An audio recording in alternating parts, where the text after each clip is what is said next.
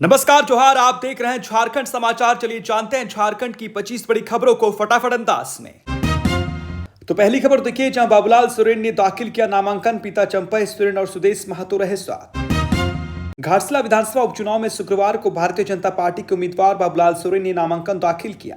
नामांकन से पहले उन्होंने अपने पैतृक गांव में स्थित जाहिर थान में पूजा अर्चना कर आशीर्वाद लिया। इस दौरान झारखंड के पूर्व मुख्यमंत्री और उनके पिता चंपा सोरेन भी साथ रहे। नामांकन कार्यक्रम में आजसू पार्टी के प्रमुख सुदेश महतो भी मौजूद रहे और बाबूलाल को समर्थन देने की घोषणा की। इस उपचुनाव में बाबूलाल सोरेन भाजपा के प्रमुख चेहरे के रूप में मैदान में है और पार्टी ने उन्हें क्षेत्र में नए नेतृत्व के रूप में उतारा है। घाटशिला विधानसभा उपचुनाव के लिए मतदान 11 नवंबर को होगा, जबकि मतगणना 14 नवंबर को की जाएगी। चुनाव को लेकर पूरे क्षेत्र में राजनीतिक गतिविधियां तेज हो गई है। अगली खबर देखिए, जहां सोमेश सोरेन ने दाखिल किया नामांकन, हेमंत सोरेन की मौजूदगी में दिखी गठबंधन की एकजुटता। घाटशिला विधानसभा उपचुनाव के लिए झारखंड मुक्ति मोर्चा के उम्मीदवार सोमेश सोरेन ने शुक्रवार को अपना नामांकन पत्र दाखिल किया। नामांकन के दौरान मुख्यमंत्री हेमंत सोरेन और कांग्रेस प्रदेश अध्यक्ष केशव महतो कमलेश भी मौजूद रहे। दोनों नेताओं की उपस्थिति से यह कार्यक्रम गठबंधन की ताकत और एकता का प्रतीक बन गया। नामांकन जुलूस में बड़ी संख्या में झामुमो और कांग्रेस समर्थक शामिल हुए, जिससे पूरा इलाका चुनावी माहौल में सराबोर नजर आया। नामांकन के बाद सर्कस मैदान में आयोजित जनसभा में मुख्यमंत्री हेमंत सोरेन, कांग्रेस और झामुमो के कई वरिष्ठ नेता मौजूद थे। सभा में सोमेश सोरेन ने अपने पिता और पूर्व मंत्री स्वर्गीय रामदास सोरेन को याद करते हुए कहा कि वे उनके अधूरे कार्य को पूरा करने के लिए राजनीति में आए हैं। मुख्यमंत्री हेमंत सोरेन ने लोगों से सोमेश के पक्ष में मतदान की अपील करते हुए कहा कि गठबंधन सरकार जनहित और विकास के लिए प्रतिबद्ध है। अगली खबर देखिए, जहां झारखंड में पहला टाइगर सफारी बनेगा, पलामू क्षेत्र में बढ़ेगा पर्यटन और आजीविका के अवसर। मुख्यमंत्री हेमंत सोरेन ने रांची स्थित अपने आवासीय कार्यालय में लातेहार जिले के प्रस्तावित टाइगर सफारी प्रोजेक्ट की प्रस्तुति देखी। अधिकारियों ने मुख्यमंत्री को बताया कि यह झारखंड का पहला टाइगर सफारी प्रोजेक्ट होगा, जिसे लातेहार के पुटवागढ़ क्षेत्र में विकसित किया जाएगा। यह इलाका पलामू टाइगर रिजर्व के बाहर स्थित है और बेतला नेशनल पार्क के नजदीक है। इस परियोजना का उद्देश्य पर्यटन को बढ़ावा देने और स्थानीय लोगों के लिए रोजगार के नए अवसर पैदा करना है। टाइगर सफारी बनने से डाल्टनगंज, बरवाडी और मंडल डैम क्षेत्र के ग्रामीणों की आजीविका में सुधार होगा। साथ ही ये प्रोजेक्ट नेतरहाट, बेतला, केचकी, मंडल डैम इको टूरिज्म सर्किट के विकास में अहम भूमिका निभाएगा। मुख्यमंत्री ने अधिकारियों से परियोजना की प्रगति और मानकों के अनुपालन से जुड़ी विस्तृत जानकारी दी। उन्होंने निर्देश दिया कि योजना को पर्यावरण संरक्षण के मानदंडों के अनुरूप आगे बढ़ाया जाए। इस मौके पर मंत्री सुदेव कुमार, विधायक कल्पना सोरेन, प्रधान मुख्य वन संरक्षक परितोष उपाध्याय और पलामू टाइगर रिजर्व के फील्ड डायरेक्टर SR नाटेश सहित अन्य अधिकारी मौजूद रहे। अगली खबर देखिए, जहां गिरिडीह नगर निगम की बड़ी कार्रवाई, 24 दुकानों से हटाया गया अतिक्रमण। गिरिडीह नगर निगम ने शुक्रवार को 4 लेन सड़क निर्माण में बाधा बन रही दुकानों पर बड़ी कार्रवाई की है। नगर निगम की टीम ने नटराज चौक से कोऑपरेटिव बैंक तथा सड़क किनारे बने 24 अतिक्रमित दुकानों को हटाया। कार्रवाई के दौरान कई दुकानदारों ने विरोध किया और हल्की नोकझोंक की स्थिति बनी, लेकिन प्रशासन की सख्ती के बाद हालात सामान्य हो गए। ये कार्रवाई अदालत के आदेश के बाद की गई। जानकारी के अनुसार दुकानदारों ने पहले नगर निगम के आदेश के खिलाफ उच्च न्यायालय में याचिका दायर की। लंबे समय तक सुनवाई के बाद अदालत ने नगर निगम के पक्ष में फैसला सुनाया, जिसके बाद अतिक्रमण हटाने की प्रक्रिया शुरू की गई। निगम अधिकारियों ने बताया कि दुकानदारों को पहले ही स्वेच्छा से स्थल खाली करने के लिए समय दिया गया था, लेकिन निर्देशों का पालन नहीं होने पर यह कार्रवाई करनी पड़ी। नगर निगम ने कहा कि सड़क निर्माण कार्य का समय पर पूरा करने के लिए अतिक्रमण मुक्त कराना आवश्यक है। अगली खबर देखिए, जहां डुमरी विधायक जयराम महतो ने की कराटे खिलाड़ी काजल की मदद, राष्ट्रीय चैंपियनशिप में लेंगी हिस्सा। डुमरी प्रखंड के योगीडी गांव की कराटे चैंपियन काजल कुमारी के चेहरे पर अब मुस्कान लौट आया है। आर्थिक तंगी के कारण वो राष्ट्रीय स्तर की प्रतियोगिता के लिए जरूरी कराटे किट नहीं खरीद पा रही थी। जब उसने अपनी समस्या डुमरी विधायक जयराम महतो को बताई तो विधायक ने तुरंत आगे बढ़कर मदद का हाथ बढ़ाया।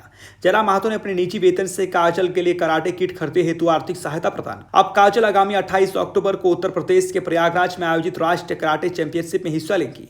विधायक ने कहा कि काजल जैसे प्रतिभाशाली बच्चों को प्रोत्साहन मिलना चाहिए ताकि वे झारखंड और देश का नाम रोशन कर सके। उन्होंने कहा कि गरीब परिवार से आने वाली काजल की लगन और मेहनत प्रेरणादायक है। जयराम महतो ने भावुक होते हुए कहा कि जब भी किसी संघर्षरत बच्चे को देखता हूं तो अपना बचपन याद आ जाता है। ऐसे बच्चों के साथ भाई बनकर खड़ा रहना मेरा संकल्प है। उन्होंने काजल को शुभकामनाएं देते हुए उम्मीद जताई कि वो गोल्ड मेडल जीतकर झारखंड का गौरव बढ़ाएंगी। अगली खबर देखिए, जहां बिहार विधानसभा चुनाव को लेकर झारखंड में सतर्कता बढ़ी, 10 सीमावर्ती जिलों में सख्त निगरानी के निर्देश। मुख्य निर्वाचन पदाधिकारी के रवि कुमार ने शुक्रवार को निर्वाचन सदन में राज्य की प्रवर्तन एजेंसियों के प्रमुखों के साथ महत्वपूर्ण बैठक की। बैठक में बिहार विधानसभा चुनाव को देखते हुए झारखंड के सीमावर्ती जिलों में सुरक्षा और निगरानी व्यवस्था को और मजबूत करने पर जोर दिया गया। रवि कुमार ने बताया कि झारखंड के 10 जिले बिहार की सीमा से सटे हैं, जहां आदर्श आचार संहिता लागू है। उन्होंने निर्देश दिया कि बिहार और झारखंड की सीमा पर स्थापित मिरर चेकपोस्ट को पूरी तरह से सक्रिय रखा जाए, ताकि नकदी, शराब, ड्रग्स और अन्य अवैध सामग्रियों की आवाजाही पर सख्ती से रोक लगाई जा सके। उन्होंने प्रवर्तन एजेंसियों से कहा कि वे आपसी समन्वय बढ़ाएं और सीमावर्ती इलाकों पर नियमित छापेमारी करें। साथ ही अवैध शराब भट्टियों और संदिग्ध ठिकानों पर त्वरित कार्रवाई भी किया जाए। मुख्य निर्वाचन पदाधिकारी ने यह भी निर्देश दिया कि जब्त की गई अवैध सामग्रियों के स्रोत और नेटवर्क की पहचान कर उस पर कानूनी कार्रवाई सुनिश्चित की जाए। बैठक में राज्य पुलिस नोडल पदाधिकारी माइकल राज, उत्पाद आयुक्त लोकेश कुमार मिश्रा, वाणिज्य कर आयुक्त अमित कुमार, आईजी धनंजय कुमार और अन्य वरिष्ठ अधिकारी मौजूद रहे। अगली खबर देखिए, जहां 20वीं झारखंड राज्य पुलिस ड्यूटी मीट का समापन, सीएम हेमंत सोरेन बोले, चुनौतियों से भरी है पुलिस की जिम्मेदारी। रांची के जैप 1 ग्राउंड डोरांडा में आयोजित 20वीं झारखंड राज्य पुलिस ड्यूटी मीट 2025 का समापन समारोह शुक्रवार को संपन्न हुआ। कार्यक्रम में मुख्यमंत्री हेमंत सोरेन ने मुख्य अतिथि के रूप में भाग लिया और विजेता प्रतिभागियों को सम्मानित किया।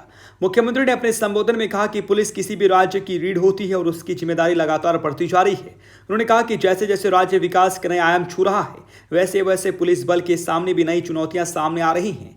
इस तकनीकी युग में पुलिस को अधिक दक्ष और आधुनिक बनना समय की आवश्यकता है। हेमंत सोरेन ने कहा कि सरकार पुलिस विभाग को हर स्तर पर सशक्त बनाने के लिए प्रतिबद्ध है। उन्होंने प्रतियोगिता में भाग लेने वाले सभी प्रतिभागियों को बधाई दी और 3 उत्कृष्ट अनुसंधानकर्ताओं को सम्मानित किया। मुख्यमंत्री ने विश्वास जताया कि प्रतियोगिता से प्राप्त अनुभव विषय में उनके कार्य में उपयोगी साबित होगी। उन्होंने आगे आशा व्यक्त करते हुए कहा कि चयनित प्रतिभागी आगामी Akhil Bharatiya police duty meet 2025 में झारखंड का नाम रोशन करेंगे।